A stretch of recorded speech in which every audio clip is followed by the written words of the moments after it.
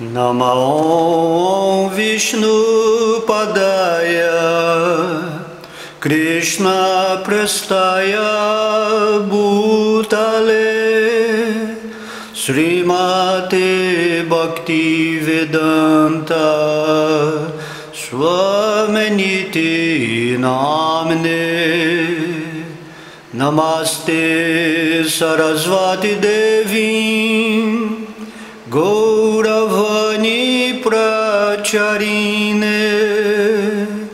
Nirvishesha Shunyavadi Paschatya Deshatarne.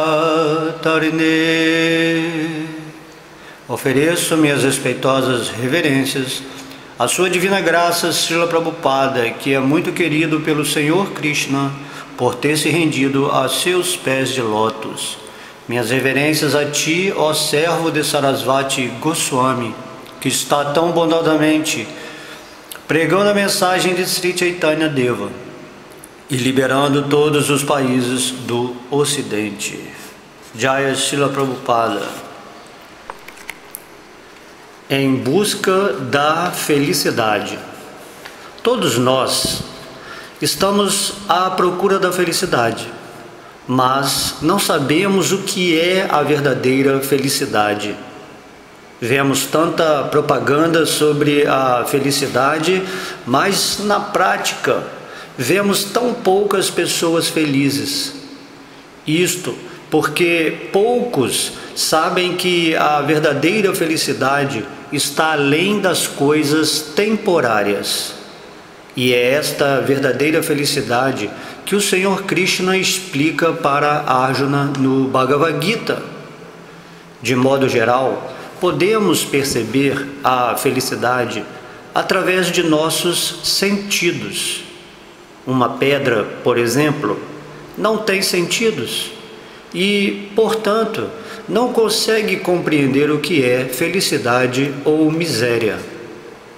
Uma consciência desenvolvida pode perceber a felicidade e a miséria com maior intensidade do que uma consciência que ainda não está desenvolvida.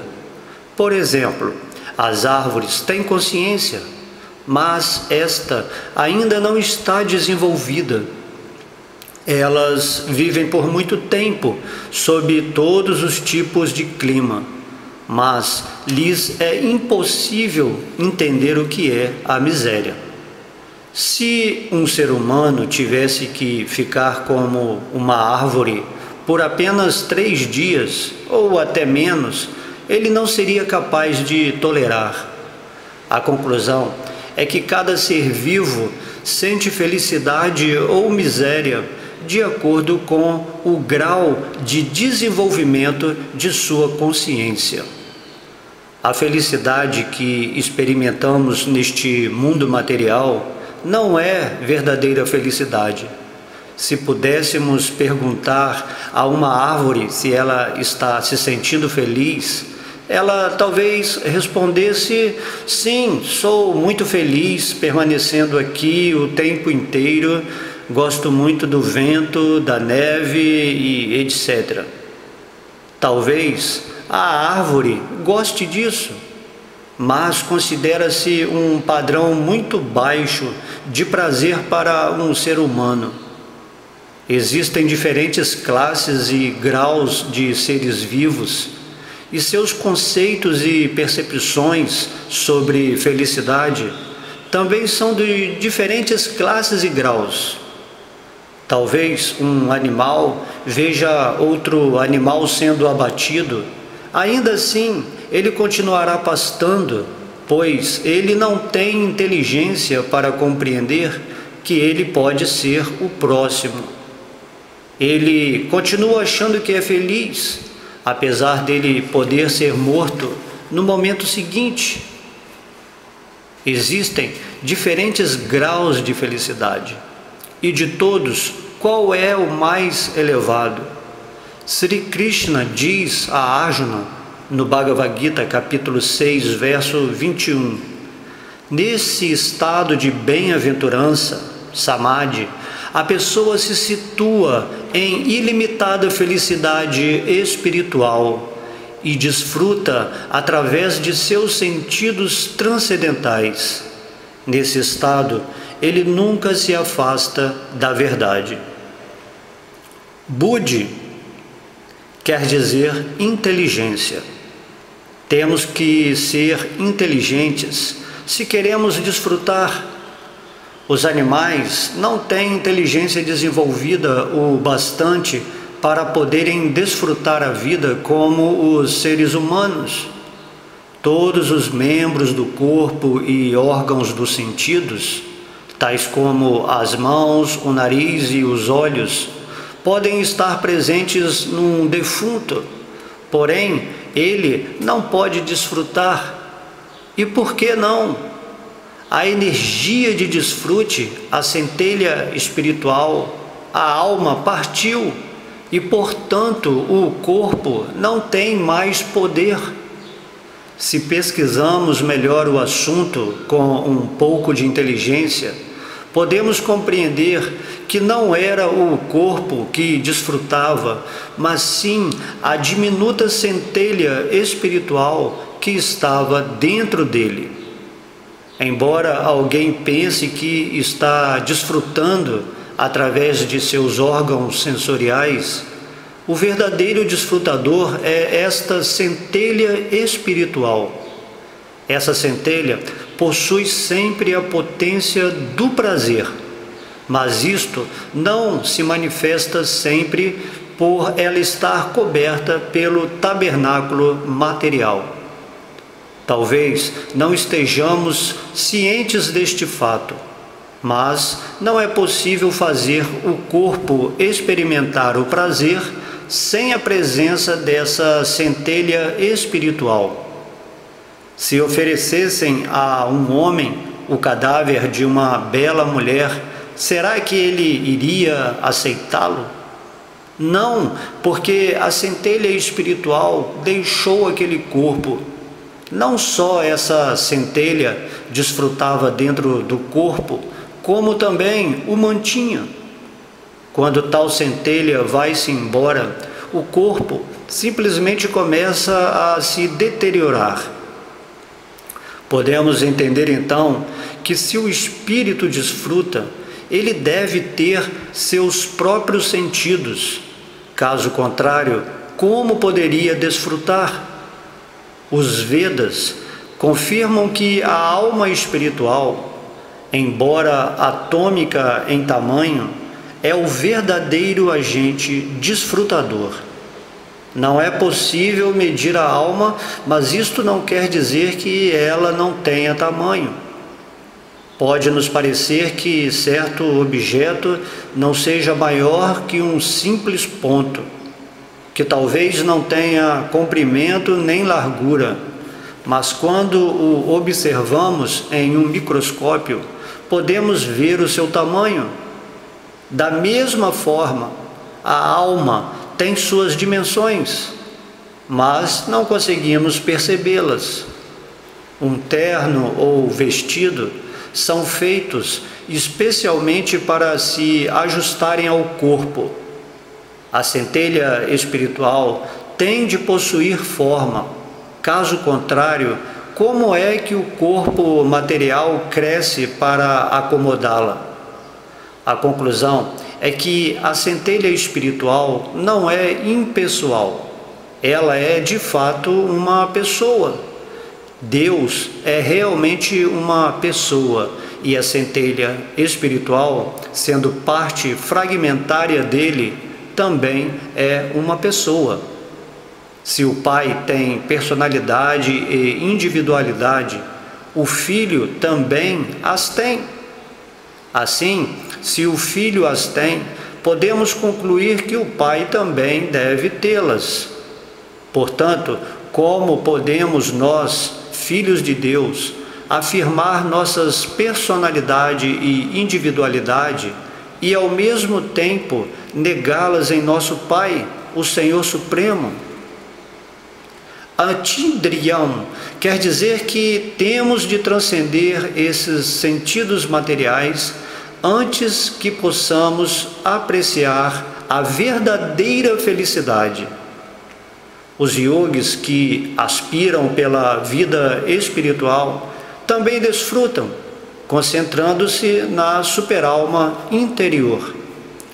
Se não existisse prazer, se não existisse desfrute, por que então eles se submeteriam a tantos problemas para controlar os sentidos? Que espécie de prazer os yogis saboreiam se eles têm de se submeter a tantos problemas? Esse prazer é ananta, ilimitado. Como é isto? A alma espiritual é eterna e o Senhor Supremo também é eterno. Portanto, a reciprocidade de seus intercâmbios amorosos também deve ser eterna. Quem for deveras inteligente vai se restringir do oscilante desfrute dos sentidos deste corpo material e fixar seu objeto de prazer na vida espiritual. Sua participação com o Senhor Supremo na vida espiritual chama-se Rasa Lila. Sempre ouvimos falar da Rasa Lila de Krishna com as vaqueirinhas em Vrindavana. Não é como os casos amorosos comuns que acontecem entre esses corpos materiais. Ao contrário, é uma troca de sentimentos através dos corpos espirituais. Devemos ser inteligentes o bastante para compreender isto, pois um tolo que não consegue compreender o que é a verdadeira felicidade vai buscá-la neste mundo material. Na Índia, conta-se a história de um homem que não conhecia cana-de-açúcar e disseram-lhe que ela era muito doce quando mascada. "Oh, como ela é?" perguntou ele então. "Parece com um bambu", respondeu alguém. O tolo começou a mascar todos os tipos de bambu. Como poderia ele experimentar assim a doçura da cana-de-açúcar? Da mesma forma, estamos tentando obter felicidade e prazer, mas estamos à busca disto, mascando este corpo material. Por isso, não conseguimos nem prazer, nem felicidade. No presente, pode ser que possamos sentir um pouco de prazer, mas este não é o verdadeiro prazer, pois é temporário. É como se fosse o clarão de relâmpagos no céu, que pode parecer com o raio, mas o verdadeiro raio está além disso. Porque não conhece o que é a felicidade, a pessoa se afasta da verdadeira felicidade. O processo pelo qual podemos nos estabelecer em verdadeira felicidade chama-se consciência de Krishna. Através da consciência de Krishna, podemos desenvolver pouco a pouco nossa verdadeira inteligência e saborear a felicidade espiritual à medida que progredimos espiritualmente. À medida que começamos a desfrutar esta felicidade espiritual, abandonamos a felicidade material. Quando avançamos na compreensão da verdade absoluta, naturalmente nos desapegamos desta felicidade falsa. Qual será o resultado quando somos promovidos a este estado de consciência de Krishna? Krishna responde a isso no Bhagavad Gita, no capítulo 6, verso 22, onde diz: quando alcança semelhante etapa, tal pessoa pensa que não há ganho maior. Situando-se nessa posição, ela não oscila, mesmo em meio à maior dificuldade. Todas as outras conquistas parecerão insignificantes quando se alcança essa etapa. Tentamos obter tantas coisas neste mundo material, tais como riquezas, mulheres, fama, beleza, conhecimento e etc. Mas, assim que nos situarmos em consciência de Krishna, concluiremos que não há nada melhor. A consciência de Krishna é tão potente que o pouco que provarmos dela poderá nos salvar do maior dos perigos. Quando começamos a saborear o gosto da consciência de Krishna, passamos a ver os outros supostos desfrutes e conquistas como insípidos e monótonos. E o maior dos perigos não poderá nos assolar se nos situarmos em firme consciência de Krishna. Existem muitos perigos na vida, pois este mundo material é um local perigoso. Temos a tendência de fechar os olhos para isto, e porque somos tão tolos, tentamos nos acomodar a estes perigos. Podemos ter muitos momentos perigosos na vida, mas não nos importaremos com isto se treinarmos nossa consciência de Krishna e prepararmos-nos para voltar ao lar, voltar ao Supremo. Nossa atitude será, então, perigos surgem e desaparecem, deixe que eles aconteçam. Será muito difícil pensarmos assim se estivermos na plataforma materialista e nos identificarmos com o corpo grosseiro, que é constituído de elementos perecíveis. Porém, quanto mais avançamos em consciência de Krishna, mais nos livramos das designações corpóreas e deste enredamento material. O Srimad Bhagavatam compara este mundo material a um grande oceano. Dentro deste universo material existem milhões e bilhões de planetas flutuando no espaço. E podemos imaginar quantos oceanos pacíficos e atlânticos existem. De fato, todo o universo material é comparado a um grande oceano de miséria, um oceano de nascimentos e mortes. Para cruzarmos este grande oceano de ignorância, precisamos de um barco forte. Este barco forte é os pés de lótus de Krishna, no qual devemos embarcar imediatamente. Não devemos hesitar, pensando que os pés de Krishna são muito pequenos.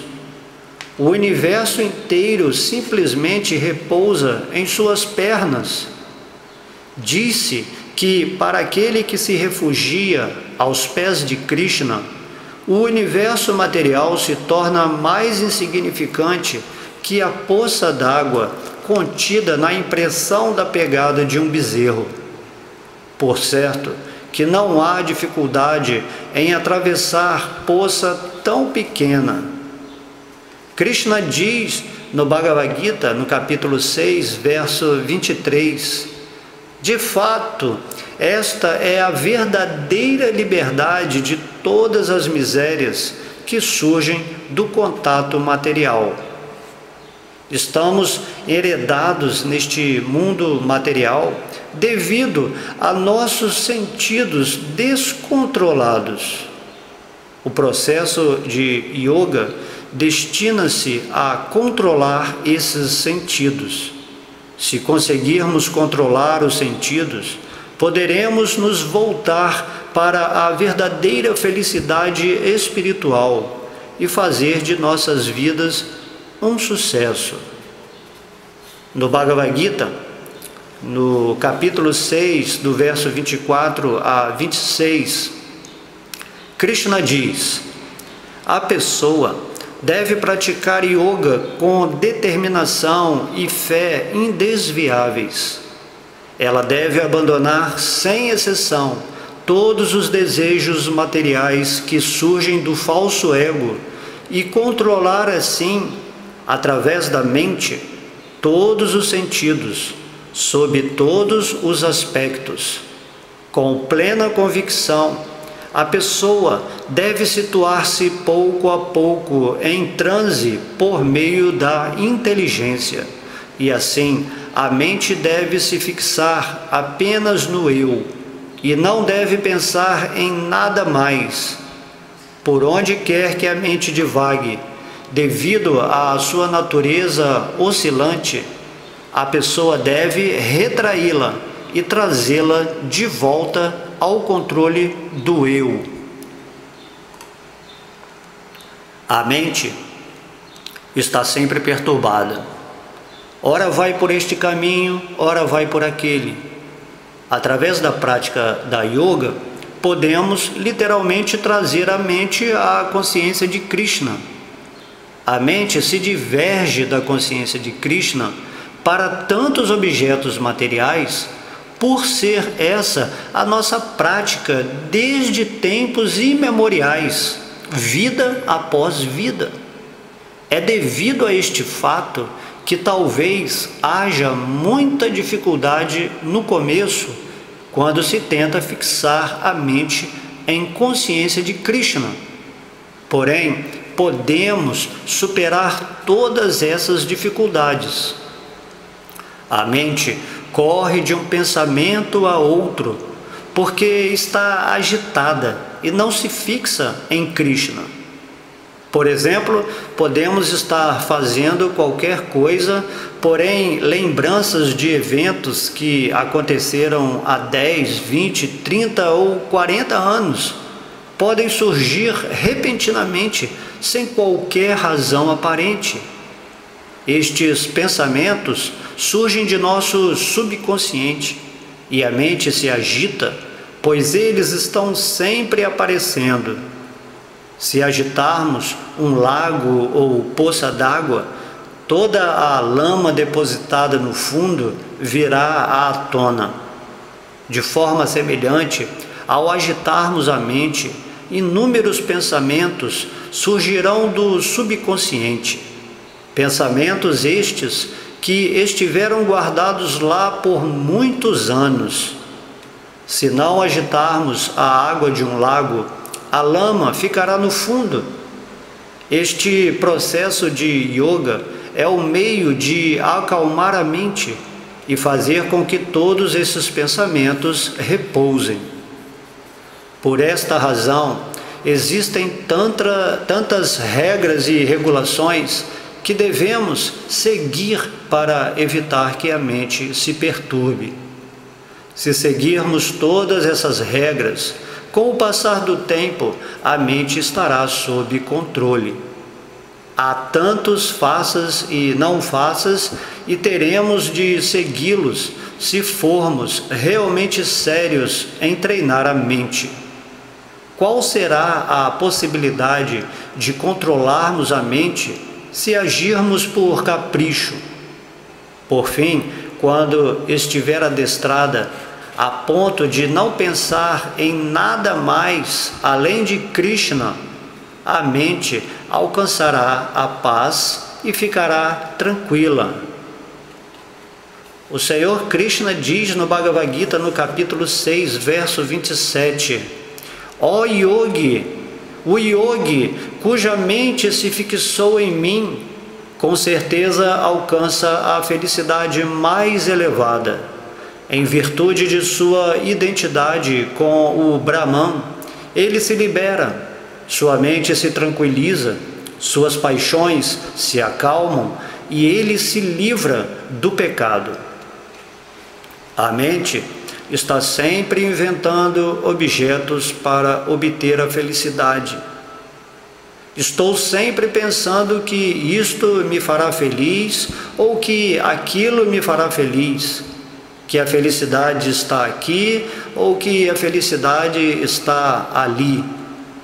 É deste modo que a mente nos leva para toda parte, como se estivéssemos andando de charrete puxada por um cavalo sem rédeas. Não temos o poder de dizer aonde queremos ir e somente podemos ficar horrorizados sem obter ajuda alguma.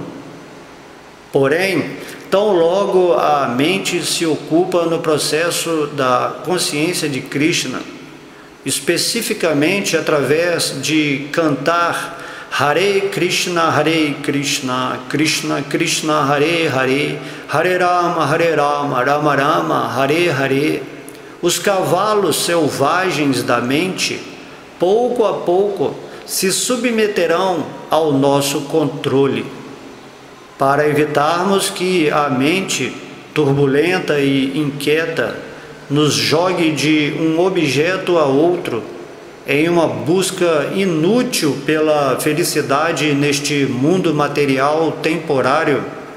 Devemos nos ocupar no serviço a Krishna a cada momento de nossas vidas. Krishna diz no Bhagavad Gita, capítulo 6, verso 28, fixando-se no eu e livrando-se de toda a contaminação material, o yogi alcança o nível perfectivo supremo da felicidade em contato com a consciência suprema. Krishna age como um protetor para quem se devota a ele. O protetor o salva sempre que ele estiver em dificuldades. Como se afirma no Bhagavad Gita, Krishna é o verdadeiro amigo de todos os seres vivos e temos de reviver nossa amizade com ele. O método para revivermos essa amizade é o processo da consciência de Krishna. Acabaremos com os anseios apaixonados e mundanos através da prática da consciência de Krishna. Esses anseios apaixonados nos mantêm separados de Krishna. Krishna está dentro de nós e espera o momento de nos voltarmos a Ele. Porém, estamos tão atarefados, apaixonadamente comendo os frutos da árvore do desejo material. Temos de parar com essa coerção apaixonada que nos impede a gozarmos esses frutos e devemos nos situar em nossa verdadeira identidade como Brahman, Espírito puro. Todas as glórias, sua divina graça, Srila Prabhupada. Haribol.